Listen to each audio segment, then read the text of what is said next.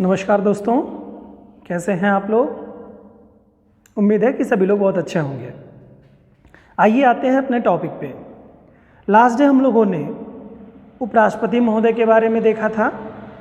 उसके पहले हम लोगों ने आदरणीय राष्ट्रपति महोदय के बारे में देखा था। इन दोनों आर्टिकल्स में अगर देखा गया हम लोगों ने मतलब दो मूल जो पद हैं संघीय कार्यपालिका के, राष्ट्रपति महोदय, उनके कार्य एवं शक्तियों के बारे में हम लोगों ने देखा। उपराष्ट्रपति महोदय के कार्य शक्तियाँ क्या हैं, किस रूप में उपराष्ट्रपति महोदय कार्य करते हैं राष्ट्र में। ये दूसरा जो संघीय कार्यपालिका का जो दूसरा महत्वपूर्ण पद होता है, उनके संदर्भ में हम लोगों ने देखा था पिछले वीडियोज़ में। यानी कि जो संघीय कार्यपालिका की संरचना क्या है, कैसे कैसे संघ सरकारों में जो है व्यवस्थाएं की गई हैं भारत में, ख़ास तौर से कि शासन संचालन की जो इकाइयां हैं किस रूप में की गई हैं कि संघ स्तर पर सरकारें कैसे कार्य करेंगी, और किस पद का जो श्रेष्ठतम पद है उस हिसाब से वरीयता क्रम में आते हुए कौन क्या कार्यों को करेगा। उसी क्रम में आज हम लोग संघीय कार्यपालिका में आज हम लोग राष्ट्रपति उपराष्ट्रपति महोदय के बाद के क्रम में संघीय कार्यपालिका आएगी, प्रधानमंत्री महोदय होंगे, इसमें मंत्रिपरिषद होगी, इनके बारे में, अटॉर्नी जनरल के बारे में, ये सारी चीज़ें आज हम लोग इस वीडियो में जानने का प्रयास करेंगे। साथ ही साथ हम लोगों ने देखा संघीय कार्यपालिका यानी संघ की जो जैसे हमारे जो संविधान है वो मूल रूप से भागों में विभक्त किया गया है। जैसा कि हम आप लोग जानते हैं, कई वीडियोज़ में हम लोगों ने चर्चा की है। भाग 5 हम लोगों का चल रहा है। भाग 1 में हम लोगों का संघ राज क्षेत्र के बारे में था। भाग 2 में ये आपको तथ्य याद होने चाहिए बच्चों, क्योंकि कुछ तथ्य ऐसे डायरेक्टली क्वेश्चन, बहुत बेसिक क्वेश्चंस भी आ जाते हैं और कभी कभी बड़ी परीक्षाओं में भी कूट में इन सब चीज़ों को देता है। तो ये आपको ज़बान पे याद होने चाहिए कि कौन सा किस अनुच्छेद में या किस भाग में है। तो भाग 2 में हम लोगों ने नागरिकता के बारे में देखा था। भाग 3 में हम लोगों ने फंडामेंटल राइट, ठीक है, मौलिक अधिकार के बारे में देखा था। भाग 4 में हम लोगों ने DPSP यानी नीति निर्देशक तत्व, directive principle of state policy देखा था। फिर भाग 4 में ही हम लोगों ने देखा था मौलिक कर्तव्यों के बारे में, है ना। मौलिक कर्तव्य में जिसे फंडामेंटल ड्यूटीज़ कहते हैं, 11 मौलिक कर्तव्य, इसके बारे में हम लोगों ने देखा था। इसी क्रम में आगे की जो क्रम हम लोगों का है, अनुच्छेद 62 से लेकर के अनुच्छेद 78 तक वो संघ के बारे में है। फिर इसके बाद राज्य के बारे में होगा। फिर इस तरह से तमाम सारी चीज़ें बनेंगी। अब निर्वाचन आयोग होगा, सुप्रीम कोर्ट होगा, मतलब निर्वाचन आयोग होगा, फिर उच्च न्यायालय, उच्चतम न्यायालय होगा, उच्चतम न्यायालय, उच्च न्यायालय होगा। इस तरह के क्रम में आप लोग सारे चीज़ों को भाग के आधार पर देखते चले जाएंगे। उसी में से भाग 5 का आज का बहुत ही महत्वपूर्ण बिंदु है। आज ये हम लोगों का संघ समाप्त हो जाएगा। तो आइए हम लोग जानते हैं संघीय कार्यपालिका में मंत्रिपरिषद के बारे में। साथ ही साथ इसके कुछ अनुच्छेद, जैसे हम लोगों ने देखा था अनुच्छेद 52 से लेकर के 52 से लेकर के अनुच्छेद 62 के मध्य में हम लोगों ने देखा था राष्ट्रपति महोदय थे। 63 से लेकर 69 तक जो है उपराष्ट्रपति महोदय के बारे में था। इसके बाद के जो अनुच्छेद मिलते हैं, यानी कि 69 के बाद में 70, 71, 72 और 72 के तहत ही आपको जो 4 अनुच्छेद शेष हैं, इसके बारे में भी थोड़ी सी हम लोग चर्चा करेंगे। आइए इस पे थोड़ा देखते हैं और बात करते हैं। तो हम लोगों ने अनुच्छेद 69 तक, 69 तक हम लोगों ने उपराष्ट्रपति महोदय के संदर्भ में देख लिया था।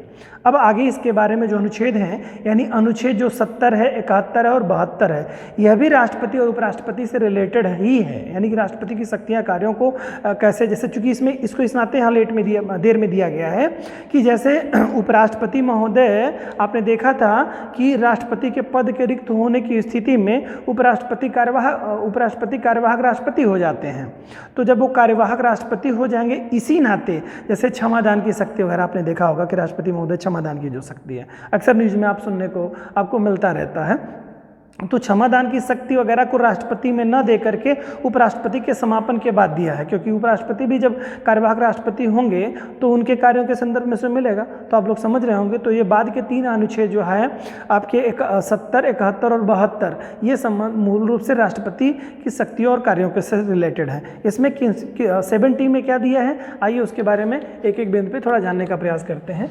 इसमें अनुच्छेद 70 में जो है वह कह रहा है, अन आकस्मिकताओं में राष्ट्रपति राष्ट्रपति के कृत्यों का निर्वहन, यानी अन्य आकस्मिकताओं में, यानी इमरजेंसी की स्थिति में, विशेष कंडीशन में, ठीक है, जैसे कोविड का दौर था, इसके अलावा बाह्य युद्ध, आक्रमण वगैरह की जो स्थिति होती है, तो उस स्थिति में राष्ट्रपति किस तरह की स्थिति का परिचय देंगे। और इसके अलावा आपका जैसे कोई ऐसी स्थिति बन जाती है जो कि संवैधानिक संकट वाली स्थिति आती है, तो वहाँ पर भी मतलब इनमें कुछ इमरजेंसी आपातकालीन स्थितियों के बारे संदर्भ में राष्ट्रपति के कार्यों का कर्तव्य निर्वहन कैसे करेंगे, उसके संदर्भ में यहाँ पर आपको अनुच्छेद 70 में बताया गया है।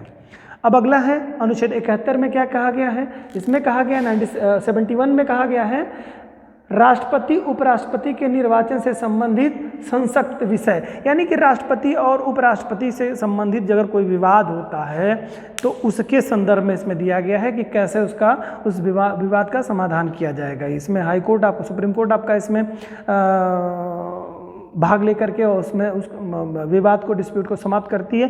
क्यों? क्योंकि संघीय कार्यपालिका तो इसके निर्वाचन में भाग लेती है, मतलब संघीय संसद भाग लेती है, तो संसद को इसमें अधिकार न दे करके इसको सीधे कोर्ट के माध्यम से इस फैसले का निपटारा किया जाता है। तो वो बात बताइए, राष्ट्रपति और उपराष्ट्रपति के संदर्भ में अगर कोई विवाद होता है उनके निर्वाचन के संदर्भ में, तो उसमें क्या होंगे, राष्ट्रपति या उपराष्ट्रपति के निर्वाचन संबंधित जितने भी संसक्त विषय हैं, यानी कि डाउट वाले विषय हैं, उनका समाधान उसमें दिया गया, अनुच्छेद 71 में दिया गया है। ओके, अगला है राष्ट्रपति 72 जो है अनुच्छेद 72, इसमें राष्ट्रपति की वे शक्तियां दी गई हैं जिसे क्षमादान की शक्ति वगैरह है, इसके बारे में उल्लेख किया गया है। इसमें क्या है, क्षमा आदि की और कुछ मामलों में दंडादेश निलंबित करने की, परिहार करने की या लघुकरण करने की राष्ट्रपति की शक्ति, यानी कि राष्ट्रपति को जानते हैं ना कि वो चाहे तो किसी के मृत्युदंड को भी माफ़ कर सकते हैं। जैसे अभी आपने देखा हाल ही में कुछ विवाद चल रहे थे, लोगों ने राष्ट्रपति से क्षमादान की याचना की थी, तो राष्ट्रपति महोदय चाहें तो उस पर वो उसको क्षमादान दे सकते हैं, मृत्युदंड माफ़ कर सकते हैं, या उस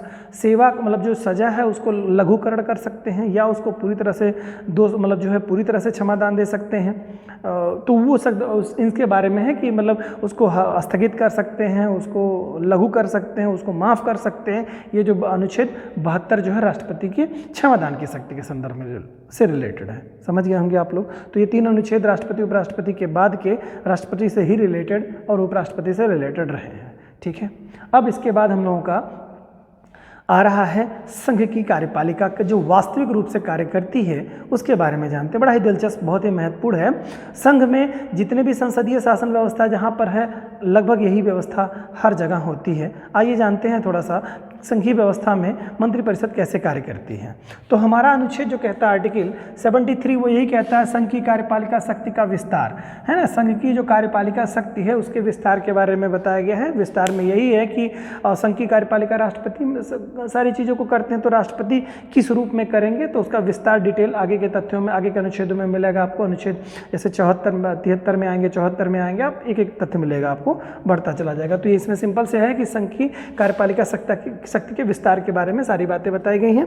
और अनुच्छेद 74 जो कहता है वो ये कहता है राष्ट्रपति की सलाह और सहायता देने के लिए एक मंत्रिपरिषद होगी जिसका प्रधानमंत्री होगा। ठीक है, तो ये तो हम लोगों ने कई बार जिक्र किया। अनुच्छेद जब 53 पढ़ रहे थे तो वहाँ पर भी हम लोगों ने राष्ट्रपति के बारे में देखा था कि कार्यपालिका का प्रधान राष्ट्रपति होगा, लेकिन अपने कर्तव्यों का निर्वहन अनुच्छेद 74 के माध्यम से वो के माध्यम से करेगा। अनुच्छेद 74 उसमें ऐड करके उसको पढ़ते हैं, जब अनुच्छेद 53 पढ़ते हैं तो उसमें यही बात है कि जो संघ की कार्यपालिका का प्रधान होगा वो जो राष्ट्रपति होगा, राष्ट्रपति क्या करेगा, वो मंत्रिपरिषद और प्रधानमंत्री की सलाह पर ही अपने निर्णयों को लेगा, उसकी सलाह के आधार पर ही निर्णय लेगा। तो वही बात है यहाँ पर, प्रधानमंत्री जो अनुच्छेद 74 कहता है राष्ट्रपति को सहायता और सलाह देने के लिए एक मंत्रिपरिषद होगी, यानी वो अपने विवेकीय शक्ति का प्रयोग आपात स्थितियों में ही करेगा, विशेषाधिकार वाली शक्तियों से। अन्यथा की स्थिति में हमेशा क्या होगा, जो भी पार्लियामेंट यानी मंत्रिपरिषद जो सलाह देगी उसको मानने के लिए राष्ट्रपति महोदय बाध्य होंगे। ठीक है, और उस जो कार्यपालिका गठित की जाएगी यानी मंत्रिपरिषद जो होगी, मंत्रिपरिषद का जो प्रधान होगा वो प्रधानमंत्री होगा, और प्रधानमंत्री अगर अपना इस्तीफा देता है तो मंत्रिपरिषद खत्म, भंग हो जाएगी। ठीक है, यानी कि एक तरह से कहिए आधार स्तंभ है, और प्रधानमंत्री नहीं तो मंत्रिपरिषद नहीं, और मंत्रिपरिषद नहीं तो लोकसभा भंग।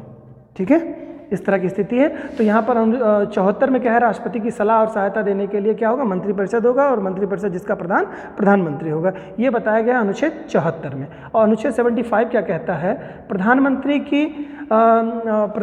सहित अन्य सभी मंत्रियों की, इसमें जो 75 कहता है, इसमें अन्य सभी मंत्रियों की आहार्यताएं यानी योग्यताएं बताई गई हैं, और उनकी नियुक्तियों के संदर्भ में बताया गया है, उनके कार्यकाल के बारे में बताया गया है, उनका उत्तरदायित्व तो क्या होगा मंत्रियों का वो बताया गया है, मंत्रियों के शपथ के बारे में बताया गया है, इसी में वेतन तथा भत्तों के बारे में संपूर्ण बातें अनुच्छेद 75 में ही बता दी गई हैं। किसके, प्रधानमंत्री और मंत्रियों की जो व्यवस्थाएं की गई हैं उसके संदर्भ में सारी बातें इसमें उल्लेख कर दिया गया है। अब प्रधानमंत्री क्या है, प्रधानमंत्री जानते हैं आप, मंत्रियों की 3 कैटेगरी बनाई जाती है, एक तो कैबिनेट मंत्री बनाए जाते हैं, दूसरे अपने राज्य मंत्री बनाए जाते हैं, और तीसरा उप मंत्री बनाए जाते हैं। 3 कैटेगरी होती है मंत्रियों की, ठीक है, मंत्रियों की 3 कैटेगरी होती है। इन 3 कैटेगरियों की मंत्रियों में जो मंत्री आपका, जैसे आप लोग देखेंगे तो एक होता है कैबिनेट मंत्री, राज्य मंत्री और अगले उप मंत्री। ये 3 तरह की व्यवस्थाएं होती है मंत्रियों की, ठीक है, ये 3 तरह के मंत्री होती है। ये तीनों मंत्री जो मिल करके करते हैं, वो क्या करते हैं, मंत्रिमंडल का गठन करते हैं, मंत्रिमंडल, ठीक है। ये तीनों तरह के जो मंत्री मिल करके जो गठित होता है वो मंत्रिमंडल होता है, ठीक है। आपका ये देखेंगे, इसके बाद की स्थिति में अगर देखेंगे तो केवल जो कैबिनेट होता है ना, ठीक है, ये जो कैबिनेट आपकी होती है, ये क्या होते हैं, मूल रूप से जो कार्यपालिका या जो कार्य करते हैं वो कौन करते हैं, वो करते हैं आपके कैबिनेट मंत्री ही सारे कार्यों को करते हैं। और कैबिनेट मंत्री की सहायता के लिए राज्य मंत्री होते हैं, और मंत्रियों की, इन लोगों मंत्रियों की सहायता करने के लिए उप मंत्री होते हैं। तो होता क्या है बेटा कि कैबिनेट मंत्री की सलाह के लिए राज्य मंत्री और उप मंत्री होते हैं। कभी कभी राज्य मंत्रियों को स्वतंत्र प्रभार दे दिया जाता है। तो स्वतंत्र प्रभार जब किसी मंत्री के आगे लिखा होता है कि कोई मंत्री स्वतंत्र प्रभार, ठीक है, राज्य मंत्री स्वतंत्र प्रभार, तो उस स्थिति में क्या होता है कि वो इक्विवेलेंट तो हो जाते हैं कैबिनेट मंत्री के बराबर हो जाते हैं। जब कोई राज्य मंत्री हुए स्वतंत्र प्रभार हैं तो कैबिनेट मंत्री के इक्विवेलेंट हो जाते हैं कि अपने विभाग के निर्णय लेने के लिए पूर्ण रूप से वो क्या हो जाते हैं, सक्षम हो जाते हैं। क्या होते हैं, पूर्ण रूप से अपने निर्णय लेने के लिए सक्षम हो जाते हैं, ठीक है। तो ये क्या करते हैं, इस तरह की स्थिति बनती है। लेकिन कोई मंत्रियों की 4 कैटेगरी नहीं बनाई जाती है, मूल रूप से मंत्रियों की 3 ही कैटेगरी बनाई जाती है, कैबिनेट मंत्री, राज्य मंत्री और उप मंत्री, ठीक है। और उप मंत्री, जो राज्य मंत्री स्वतंत्र प्रभार हैं, वो इक्विवेलेंट टू कैबिनेट मंत्री के होते हैं, और ये कैबिनेट ही सारी चीज़ों का फैसला करती है, ठीक है। सारे चीज़ों का फैसला करती है, वो कौन करती है, कैबिनेट मंत्री ही करते हैं, ठीक है। बाकी ये सारे मंत्री मतलब जो है सहायता के लिए होते हैं। और मूल रूप से जब कोई बैठक वगैरह होती है तो कैबिनेट की बैठक होती है, और कभी कभी राज्य मंत्रियों को भी शामिल किया जाता है। लेकिन उप मंत्री क्या होता है, इन राज्य मंत्रियों की और कैबिनेट मंत्रियों की सहायता के लिए, क्योंकि इनके विभाग बड़े होते हैं तो उनका कार्यभार संचालित करने में कठिनाई आती है। तो ये कैबिनेट की जब बैठक होती है तो केवल कैबिनेट मंत्री ही जाते हैं, बाकी मंत्री नहीं जाते हैं। ये मंत्री उनकी सहायता के लिए होते हैं। कौन मंत्री, कैबिनेट मंत्रियों की सहायता के लिए होते हैं। तो जो पूरा मंत्रियों के तीनों हुजूम मिल करके बनता है वो आपका मंत्रिमंडल होता है। और जो बेसिकली अगर देखा जाए तो वो जो छोटी सी इकाई आपकी बनती है, यानी मंत्रियों की जो आपकी एक जो लिमिटेड स्थिति बनती है, वही आपकी जो है मंत्रिपरिषद कहलाती है, ठीक है। मंत्रियों की जो एक छोटी सी संख्या बनती है वो मूल रूप से आपकी मंत्रियों की ये स्थिति बनाते हैं यहाँ पर, ठीक है। तो ये मंत्रियों के बारे में था कि 3 तरह के आपके मंत्री हैं। इसके बारे में आइए आगे की कुछ चीज़ें देखते हैं। तो प्रधानमंत्री अन्य मंत्रियों की आहार्यता, नियुक्ति एवं कार्यकाल का उत्तरदायित्व, शपथ, वेतन, इसमें तमाम सारी चीज़ें बताई गई कि किस रूप में नियुक्ति होगी। तो यानी कि क्या करते हैं प्रधानमंत्री, क्या करते हैं, राष्ट्रपति के महोदय से इनकी सलाह देते हैं कि मंत्रिपरिषद जो है किस रूप में होनी चाहिए और क्या क्या कैसे मतलब किसको मंत्री बनाया जाएगा। तो ये प्रधानमंत्री जो है राष्ट्रपति महोदय से इस चीज़ के बारे में उल्लेख करते हैं कि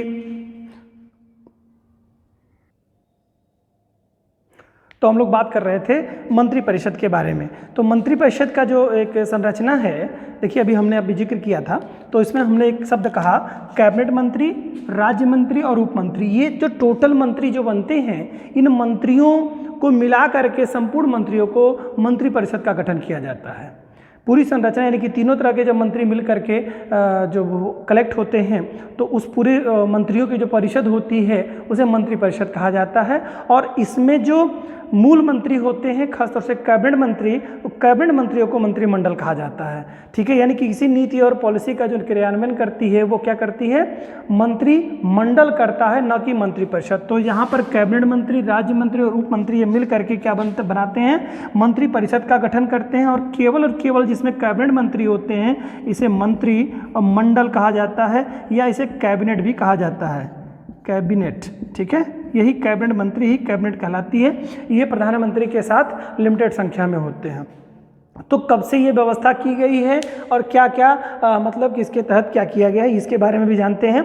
तो आप ये जान लीजिए कि 91वें संविधान संशोधन 2003 में प्रावधान किया गया कि लोकसभा के कुल सदस्य संख्या का 15% से अधिक मंत्री नहीं हो सकते। मंत्री नहीं हो सकते यानी कि संपूर्ण मंत्री, यानी मंत्री परिषद की सदस्यों की संख्या 15% से अधिक नहीं हो सकती लोकसभा के सदस्यों की संख्या से। ठीक है, लोकसभा में आपके अधिकतम 552 है, लेकिन 543 की संख्या जो इस वर्तमान समय में है, तो ये आप ध्यान रखेंगे। तो इसका अगर हम निकालेंगे मैक्सिमम 15%, तो वो सदस्य संख्या आपकी उसके एवरेज में आएगी। ठीक है, तो 15% निकालने के बाद में आपकी संख्या 82 के करीब में, लगभग 82 वगैरह सदस्य आएंगे आपके। 82 सदस्य हो सकते हैं, 81 पॉइंट समथिंग आएगा, लेकिन 82 आप इसको समझेंगे, क्योंकि सबका 10% निकालेंगे। अगर आप ऐसे समझते हैं 10% ही निकालते हैं आप, तो 50 की संख्या आपको 500 में मिल जाती है। ठीक है, 50 की संख्या आपको 500 में मिल जाएगी, और प्लस आपका जो 50 अगर आप उसको मान लेते हैं तो उनके 10% यानी 5 आपको आ जाएंगे, यानी कि 55 मंत्री तो आपके ऐसे हो गए। अब 55 का आप हाफ कर देंगे तो उसमें ऐड कर देंगे 15% आपकी संख्या उसमें आ जाएगी आपकी। ठीक है, तो इसमें और भी सदस्य संख्या आपको मेरे ख्याल से समझ गए होंगे आप लोग। ठीक है, तो ये जो सदस्य संख्या टोटल आपकी 82 सदस्य जो आपके प्रधानमंत्री को लेते हुए कुल टोटल संख्या 82 सदस्य हो सकते हैं। ये कौन से में 91वें संविधान संशोधन 2003 में ये प्रावधान किया गया कि टोटल लोकसभा की सदस्य संख्या का 15% से ज़्यादा मंत्री नहीं हो सकते हैं, नहीं बनाए जा सकते हैं। तो ये प्रावधान किया गया। मंत्रियों के इस बारे में बता दिया मैंने।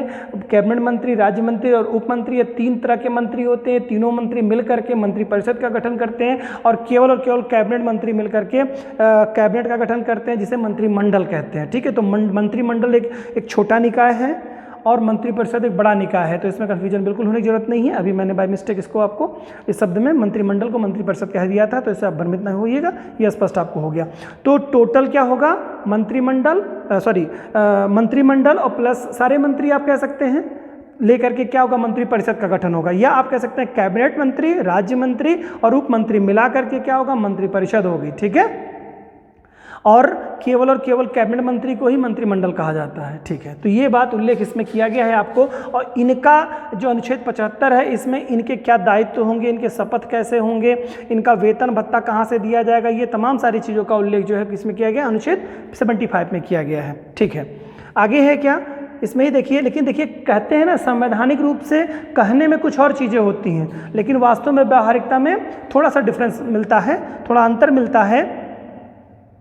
कि कहने के लिए तो कार्यपालिका का प्रधान आदरणीय राष्ट्रपति महोदय होते हैं, लेकिन वो व्यवहारिक रूप से क्या करते हैं, बिना कैबिनेट की सलाह के, कैबिनेट की सलाह के, यानी कहिए मंत्रिपरिषद के बिना सलाह के या बिना मंत्रिमंडल के सलाह के कोई कार्य कर नहीं सकते हैं। जो वो सलाह देगी वही कार्य करेंगे। ठीक है, केवल विवेकीय शक्ति वगैरह जो उनकी विशेषाधिकार वाली शक्तियां हैं उनको छोड़ करके वो सारे कार्य मंत्रिपरिषद की सलाह के आधार पर ही करेंगे। तो ये सैद्धांतिक रूप से संविधान में समस्त कार्यपालिका शक्ति राष्ट्रपति में निहित है, लेकिन वास्तविक शक्ति इससे विपरीत है। वास्तविक शक्ति किसमें होती है, मंत्रिमंडल में होती है। ठीक है, वास्तविक शक्ति मंत्रिमंडल में होती है। ये बात थोड़ा सा महत्वपूर्ण है।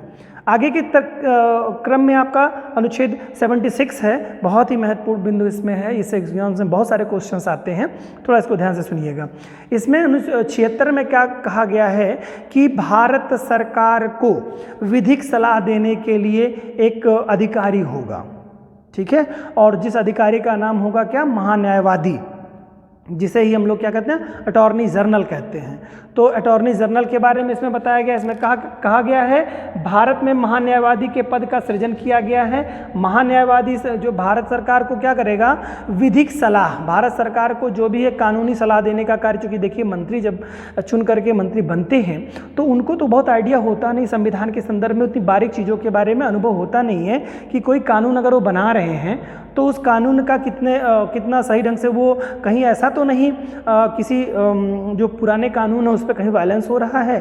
तो इसके बारे में विधिक जानकारी देने के लिए उनको एक विधिक सलाहकार उनके पास होता है, जिसे अटॉर्नी जनरल महान्यायवादी होता है। इसके साथ दो और उसकी सहायता के लिए सॉलिसिटर जनरल होते हैं, किसकी, अटॉर्नी जनरल की सहायता करने के लिए। यानी महान्यायवादी की नियुक्ति कौन करता है, राष्ट्रपति महोदय करते हैं।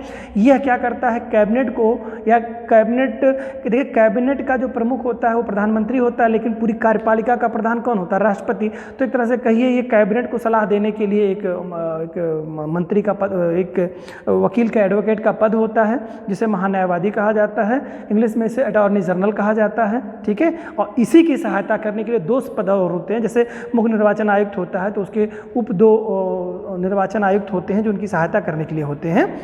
उसी तरह से महान्यायवादी एक होते हैं, इनकी सहायता करने के लिए दो और न्यायाधीश भी होते हैं जिनको सॉलिसिटर जनरल कहा जाता है, ठीक है। और फिर इसके बाद में राज्यों में एडवोकेट जनरल होंगे, उनके बारे में हम लोग जब राज्य वाले टॉपिक में पढ़ेंगे तब वहाँ पढ़ेंगे। तो यहाँ पर क्या होता है, महान्यायवादी, अटॉर्नी जनरल, इनकी सहायता के लिए दो सॉलिसिटर जनरल होते हैं, ठीक। और राज्यों में क्या होता है, एडवोकेट जनरल होता है, ठीक है। चलिए आगे चलते हैं। इसमें तो क्या होता है, ये क्या कार्य करते हैं, विधिक सहायता सलाह देने का कार्य करते हैं और उच्चतम न्यायालय या उच्च न्यायालय में भारत सरकार का प्रतिनिधित्व करते हैं। यानी कोई विवाद अगर आता है हाई कोर्ट में या सुप्रीम कोर्ट में, जैसे अभी देखिए कोरोना पीरियड को लेकर के कुछ PIL दायर की गई हैं जनहित याचिका, जिसमें और इसमें जो कहा गया कि जो कोविड से मरे हुए लोग हैं उनको मुआवजा देने के लिए बात हुई। तो उसमें सरकार ने अपना पक्ष रखा। तो सरकार किस माध्यम से अपना पक्ष रखेंगी, यही अटॉर्नी जनरल जाकर के केंद्र सरकार का पक्ष रखेंगे वहाँ पे। अगर राज्य सरकार से संबंधित कोई बात होगी तो एडवोकेट जनरल जाके वहाँ पे अपनी बात को रखेंगे। तो यहाँ पर क्या होता है, विधिक किसी भी न्यायालय में अगर भारत सरकार कहीं भी मतलब कोई मुद्दा है तो उनका भारत सरकार का प्रतिनिधित्व करने वाले कौन होंगे, वही अटॉर्नी जनरल होंगे। तो यही है कि किसी भी न्यायालय में भारत सरकार का प्रतिनिधित्व करता है, ठीक है। और क्या है, महान्यायवादी की नियुक्ति राष्ट्रपति संघीय मंत्रिपरिषद की सलाह से करता है। तो हर एक कार्य बताया गया है कि प्रधानमंत्री महोदय किस और कैबिनेट की सलाह से ही जो है राष्ट्रपति महोदय कोई भी फैसले ले सकते हैं। तो इनकी नियुक्ति, महान्यायवादी की नियुक्ति भी क्या करते हैं, मंत्रिपरिषद की सलाह से ही करते हैं। राष्ट्रपति ऐसे व्यक्ति को महान्यायवादी नियुक्त करता है जो सुप्रीम कोर्ट के न्यायाधीश बनने की योग्यता रखता हो। यानी कि कोई ऐसे सामान्य व्यक्ति को उठा करके कोई अटॉर्नी जनरल नहीं बनाया जा सकता, महान्यायवादी नहीं बनाया जा सकता है, जो विधिक जानकारी रखता होगा, यानी कि अच्छी जानकारी रखता होगा। और साथ ही साथ इसके साथ मेंशन है कि सुप्रीम कोर्ट के न्यायाधीश बनने की उसकी योग्यता हो, ठीक है। क्या हो, सुप्रीम कोर्ट के न्यायाधीश बनने की जो रिक्वायरमेंट है वो हो, ठीक है। अब उसके लिए क्या होगा, देखिए पहली चीज़ तो ये है कि कोई भी हमारे यहाँ संवैधानिक जो पद है उसके लिए भारत का नागरिक होना जरूरी है। तो इसके लिए भी ज़रूरी है, जैसे राष्ट्रपति उपराष्ट्रपति के लिए भारत का नागरिक होना मस्ट है, उसी तरह से महान्यायवादी का होने के लिए भारत का नागरिक होना मस्ट है। इसके अलावा क्या है, कुछ तथ्य हैं, दो बिंदु इसमें दिए गए हैं। पहला बिंदु है कि एक या अधिक उच्च न्यायालय में 5 वर्ष तक न्यायाधीश रहा हो। किसी को अटॉर्नी जनरल बनाया जाएगा तो उसके लिए 2 कंडीशंस बनाई गई हैं। तो पहली कंडीशन ये है कि या तो एक न्यायालय में या किसी एक राज्य के न्यायालय में, हाई कोर्ट में, मतलब जैसे मान लो उत्तर प्रदेश है, बिहार है, छत्तीसगढ़ है, ऐसे राज्यों में 5 वर्ष तक न्यायाधीश के पद पे रह चुके हों वो, तो बन सकते हैं वो क्या, महान्यायवादी बन सकते हैं। या एक या अधिक राज्यों में के हाई कोर्ट्स में 10 वर्ष तक एडवोकेट के रूप में सेवा दे चुके हों, तो 2 व्यक्ति ही अटॉर्नी जनरल के बनने के हकदार होंगे। कौन कौन, पहली योग्यता का एक से अधिक उच्च न्यायालय में 5 वर्ष तक न्यायाधीश रहा हो तो वह व्यक्ति क्या बन सकता है, अटॉर्नी जनरल बन सकता है, राष्ट्रपति उसको बना सकते हैं। या इसके साथ दूसरा क्या कंडीशन है, मतलब अगर ये नहीं कोई मानक पूरा करता है तो फिर क्या मानक पूरा करे, दूसरा मानक है एक या अधिक हाई कोर्ट में 10 वर्ष तक अधिवक्ता रहा हो।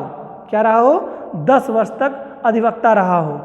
बात समझ गए ना। या तो 5 वर्ष तक न्यायाधीश किसी हाई कोर्ट में एक ही राज्य के हाई कोर्ट में या 2-3 राज्यों के हाई कोर्ट में हो सकता है, स्थानांतरण भी तो होता रहता है। तो इस नाते कह रहा है कि एक यहाँ पर ये शब्द जो स्टेटमेंट है वो कह रहा है कि कम से मतलब एक राज्य में ही 5 वर्ष का न्यायाधीश रहा हो या 2 राज्य या 3 राज्य या उससे अधिक, ठीक है, राज्यों में न्यायाधीश रहे हों तो वे अटॉर्नी जनरल बनने के हकदार होंगे, या किसी एक न्यायालय हाई कोर्ट के न्यायालय में या और राज्यों के हाई कोर्ट के न्यायालयों में कोई 10 वर्ष तक एडवोकेट की सेवा दिया हो तो वो बन सकता है क्या, अटॉर्नी जनरल बन सकता है, ये है। और राष्ट्रपति को ये लगना चाहिए कि राय में वो विधि में एक अच्छा विधिवेत्ता है, ठीक है। तो डेफिनेटली जब कोई रहेगा तो अच्छा विधिवेत्ता रहेगा, तो यानी कि स्वविवेक के बारे में थोड़ा सा कह रहा है कि राष्ट्रपति महोदय को लगना चाहिए कि वो व्यक्ति काफ़ी योग्य है जो कि अटॉर्नी जनरल की सेवा के लिए या अधिवक्ता की सेवा देने के लिए उचित व्यक्ति है, उपयुक्त सेवा दे सकते हैं वो, ठीक है। अब इसी में ही क्या 76(2) में ये तो 76(1) था, 76(2) में अधिकार एवं कर्तव्यों के बारे में दिया है किसके, इन्हीं अटॉर्नी जनरल के। राष्ट्रपति द्वारा निर्देशित विषयों पर भारत सरकार को विधिक सलाह देगा। कौन देगा, अटॉर्नी जनरल, ठीक है। अटॉर्नी जनरल महान्यायवादी, यहाँ पर ये ध्यान रखिएगा आपको, कभी कभी एग्जाम में महान्यायवादी न दे करके सीधे हिंदी में अटॉर्नी जनरल लिख देगा, इंग्लिश में रहेगा तो आप तो पढ़ ही लेंगे, लेकिन हिंदी में भी लिख देता है अटॉर्नी जनरल, तो ध्यान रहे इसका, ठीक है। तो राष्ट्रपति द्वारा निर्देशित विषयों पर भारत सरकार को विधिक सलाह देगा। महान्यायवादी को भारत के सभी न्यायालयों में सुनवाई करने का क्या होता है, पावर होता है, अधिकार होता है, ठीक है। किसी भी न्यायालय में वो सुनवाई कर सकता है, किसके पक्ष में, भारत सरकार के पक्ष में। किसी भी न्यायालय में अगर कोई वाद आता है तो अटॉर्नी जनरल जा करके वहाँ पर उनकी सुनवाई करते हैं। अब इसके बाद में ये तो आपका टोटल था आपका मंत्रिपरिषद के संदर्भ में ये बातें आपको बताई गई थी। इसके बाद अब मंत्रिपरिषद का जो सरकारी कार्य के संचालन के जो लिए 2 अनुच्छेद हैं वो महत्वपूर्ण थोड़े हैं, इनको भी थोड़ा ध्यान रखिएगा। सरकारी कार्य का संचालन करता है अनुच्छेद 77 और 78। अनुच्छेद 77 जो कहता है भारत सरकार के कार्य के संचालन के बारे में है कि भारत सरकार अपने कार्यों का संचालन कैसे करेगी, किस विधि के आधार पर करेगी, अनुच्छेद 77 कहता है। अनुच्छेद 78 कहता है मंत्रिपरिषद को प्रधानमंत्री को मंत्रिपरिषद एवं राष्ट्रपति के मध्य संवाद की एक कड़ी माना जाएगा। यानी कि आदरणीय जो प्रधानमंत्री हैं 78 में ये कहा गया है कि ये क्या करेंगे, मंत्रिपरिषद और राष्ट्रपति के मध्य में कि एक कड़ी के रूप में कार्य करेंगे, संवाद के कड़ी के रूप में। यानी कि जो राष्ट्रपति महोदय हैं वो सीधे कैबिनेट से तो बात करते नहीं है, ठीक है। उनको कैबिनेट के जो फैसले होते हैं, कैबिनेट का प्रमुख चूंकि प्रधानमंत्री होते हैं तो प्रधानमंत्री उनके मध्य संवाद के करते हैं राष्ट्रपति महोदय से। कैबिनेट की जो बैठक में जो निर्णय लिए जाते हैं उस निर्णय को प्रधानमंत्री राष्ट्रपति महोदय को बताते हैं। यानी कि बीच की कड़ी होते हैं, कोई भी चीज़ जो इधर की उधर करनी होती है, इधर की उधर का मतलब है कि कोई संवाद बताना होता है कि मंत्रिपरिषद क्या चाह रही है हमारी और कैबिनेट हमारे क्या फैसले किए हैं, और तो वो बताएंगे प्रधानमंत्री महोदय बताएंगे राष्ट्रपति महोदय को। यानी कि बीच की कड़ी इकाई के रूप में कार्य करेंगे। ये कुछ थोड़ी सी संरचना के रूप में इसमें बताया गया है। साथ ही साथ देखिए अक्सर बार बार मंत्रिमंडल शब्द का प्रयोग आ रहा है, तो मंत्रिमंडल शब्द का प्रयोग कब किया गया इसके बारे में थोड़ा सा जान लेते हैं, कब इसके संदर्भ में क्या बताया गया। तो यहाँ पर देखिए लिखा हुआ है मंत्रिमंडल शब्द का प्रयोग अनुच्छेद 352, ध्यान रहे 352 के भाग 3 में, मतलब उसके कॉलम 3 में 352 के 3 में के तहत किया गया है किसका, मंत्रिमंडल शब्द का प्रयोग। मंत्रिमंडल शब्द बहुत ही महत्वपूर्ण शब्द है। मंत्रिमंडल मैंने बताया वो कैबिनेट, ठीक है। मंत्रिपरिषद मतलब तीनों मंत्री और मंत्रिमंडल मतलब छोटा मंत्री। तो मंत्रिमंडल शब्द का प्रयोग अनुच्छेद 352 में 52(3) में किया गया है। इसे 44वें संविधान संशोधन 1978 द्वारा, ठीक है, 44वां संविधान संशोधन 1978 द्वारा मतलब जोड़ा गया। इसमें कहा गया है राष्ट्रपति आपातकाल स्थिति में अपने कोई भी इमरजेंसी लगाने, मतलब जैसे आपातकाल स्थिति है तो आपातकाल स्थिति में कोई भी फैसला लेने के लिए मंत्रिमंडल की के सिग्नेचर होने ज़रूरी है, तभी वो माना जाएगा, तभी वो निर्णय ले सकते हैं, वो नहीं तो अन्यथा नहीं ले सकते। इसमें कहा गया है राष्ट्रपति राष्ट्रीय आपात की उद्घोषणा मंत्रिमंडल की लिखित सिफारिश पे ही करेगा।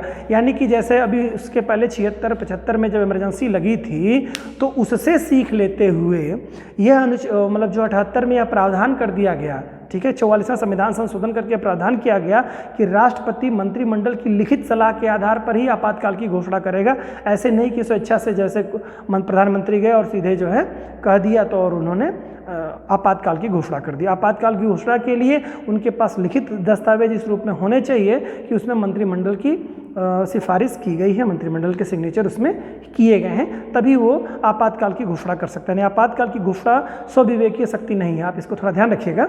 राष्ट्रपति की स्वविवेकीय शक्ति के ऊपर नहीं है, ना ही केवल ओरली शक्ति के आधार पर है। मंत्रिपरिषद ओरली रूप में कह दे कि आप लगा दीजिए तो भी नहीं कर सकते।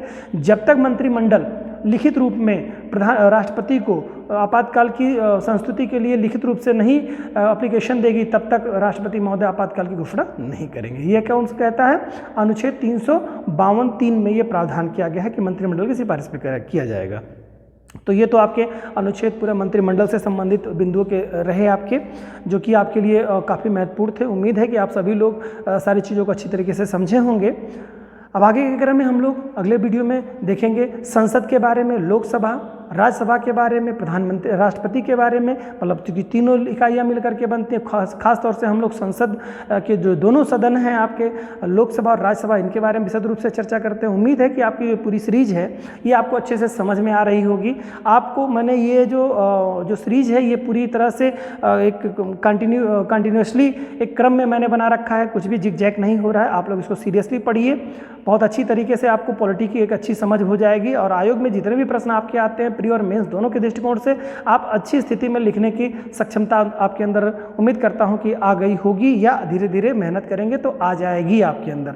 तो इसको आप लोग रेगुलर पढ़ते रहिए। इसमें आपको इसी क्रम में सारे सब्जेक्ट्स के सीरीज आपको दिए जा रहे हैं, आगे भी दिए जाएंगे आपको इसी क्रम में। बशर्ते आपको अगर कोई असुविधा, कोई दिक्कत, कोई परेशानी हो तो आप कमेंट बॉक्स में लिख सकते हैं।